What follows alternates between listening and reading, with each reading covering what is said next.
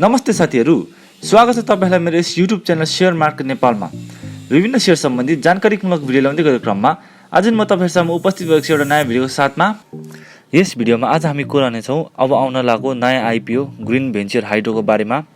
यो चाहिँ अब रामेछाप र ओखलढुङ्गा वासीहरुको लागि खुशीको खबर हो।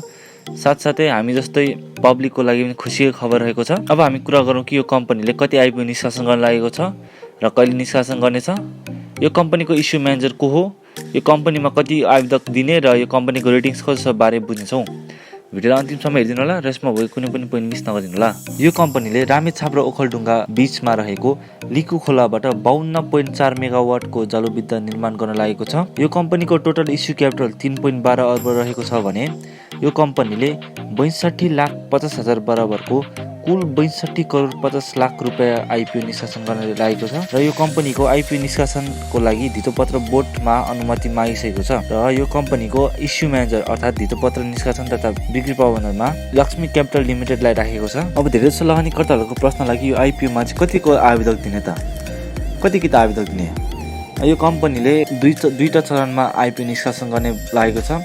पहिलो लोकल र दोस्रो पब्लिकको लागि। पहिलो अहिले कम्पनीले पहिला अब लोकलको लागि कति भनेर छुट्याउने छ र पब्लिकको लागि कति भनेर छुट्याएपछि तब हामी तपाईहरुलाई जानकारी दिने नै छौँ। त्यति बेलासम्म वेट गरिदिनु होला। हाम्रो च्यानललाई सब्स्क्राइब गरी बेल नोटिफिकेसन पुश गर्नु होला र आउने समयमा यस्तै नयाँ IPO बारे शेयर सम्बन्धित जानकारी भिडियो मिस नगरिदिनु होला। लौनुहोस् अब हामी कुरा गरौँ कि यो कम्पनीको रेटिङको बारेमा। यो कम्पनीलाई दिएको रेटिङको अनुसार केयर रेटिङ नेपाल लिमिटेडले यो कम्पनीमा केयर NP+B रेटिङ प्रदान गरेको छ। यसले कम्पनीको वित्तीय दायित्व पूरा गर्ने सम्बन्धमा मध्यम जोखिम रहेको जनाउँदछ। यो कम्पनीले कहिले IPO निष्कासन गर्ने भएको छ त। यो कम्पनीले धितोपत्र बोर्डमा IPO निष्कासनको लागि अनुमति मागिसकेको छ र जब धितोपत्र बोर्डले यो कम्पनीलाई अनुमति दिन्छ अर्थात् एप्रुभ गर्छ तब यो कम्पनीले छिटै IPO निष्कासन गर्ने भएको छ। त्यसैले यदि तपाईहरु नयाँ IPO बारे शेयर मार्केट बारे जानकारीमूलक भिडियो चाहनुहुन्छ भने हाम्रो च्यानललाई सब्स्क्राइब गर्नु होला र बेल नोटिफिकेसन पुश गरी आउने समयमा भिडियोहरु मिस नगरिदिनु होला।